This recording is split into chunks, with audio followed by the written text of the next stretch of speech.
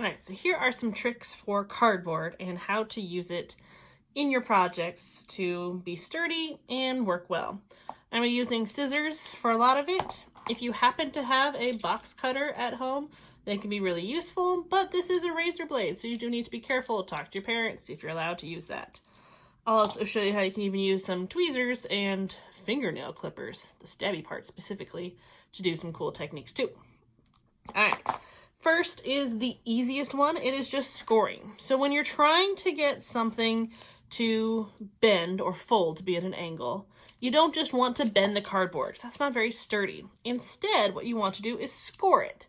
Scoring means you're cutting part way through it, but not all the way. So you could do this very carefully with some scissors or with a knife, or if you have a box cutter, it works a little bit better. But you see how this side is cut? This side is not. That's going to be key. Since this is scored, I can bend on that point, and it bends a lot easier. It's holding that shape. It's not rounding. It worked out a lot better. Downside to this is you get that joint edge on the top, but doing a simple score is a great way to do that. You could score something multiple times to get a lot of curve. So what if I did this? Again, be careful you do not go all the way through. If I bend each one, you see how I can get much more boxier shape. I could even attach the sides together and create more of a box of some sort. Or I could just have more rounded. So scoring is a great technique to use with cardboard. Another good one is to expose the corrugation. So if you think about cardboard, you know how the inside has these bendy bits? This is called the corrugation. It's corrugated cardboard. That means it has all these bits inside for stability. It can be really cool in your art to expose some of that in a place that you want to make something look cool. So here's how you do that. Again, you could use scissors, you could use a box knife, you could even just use from fingernail clippers the little spiky end. And if you cut that first layer of your cardboard, again, not all the way through, cut there, not there. If you kind of cut it, whether it's with fingernail clippers, scissors, or if you're allowed to use it, a box cutter, then if you peel back that top layer, so you can use this and stab into it, kind of grab and peel, or if you have tweezers of some sort, that could be really useful to kind of get in there, and you peel it out, and that exposes you with that texture. Having little parts of that texture show could be really cool additional piece to show in your artwork.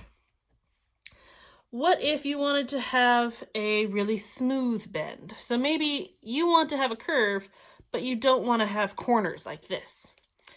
Well, what you got to do is you really have to pay attention to your cardboard. I chose one that had the corrugation showing through on purpose. You got to pay attention to which way the corrugation is going. If I tried to curve it so it was going this way, it would curve a lot easier because these lines are already going that way.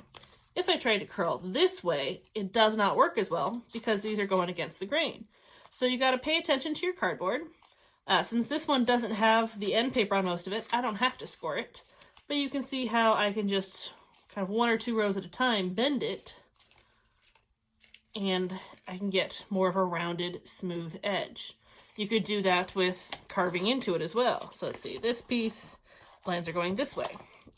So let me give myself a smaller piece here first.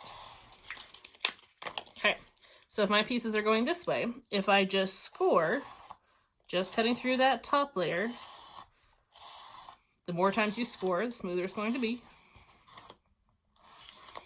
Okay, and you just bend. If I go like that, it gives me little strips on the outside, or I can use it and go the other way. And since they were scored or cut on, they kind of wedge together a little nicer. If you want a fully smooth background or backside of it or outside of it, if you take away that inner layer, it will fold a lot smoother and you don't have those cuts on the outside like this. So I could have just peeled away this inside strip, exposing all that corrugated bits, and it'll curve a lot nicer. Okay. If you're having to cut out a big design from a piece of cardboard and you find your scissors are not working to get all the little curves and it's bending your cardboard, here's a trick. What you want to do is you want to cut out some little notches. So let's say I wanted to cut out a shape that looked like this.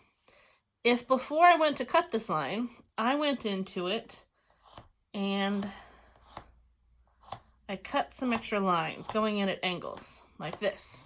If I did that first, these are straight lines, so it's a lot easier for me to cut. But if I do that, then when I turn it and try to cut along this way, it gets rid of the extra cardboard a lot faster, and my scissors have no problem making these ones. Like, that's kind of a hard one. So if I just add an extra little cut in there, all of a sudden my scissors can handle it.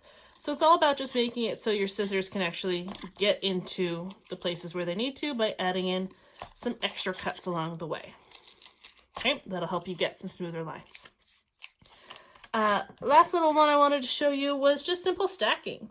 So maybe you want to have something that's curved, but it's a lot bigger area. You could just cut a bunch of pieces, getting progressively smaller, and glue them where they're stacked on top of each other.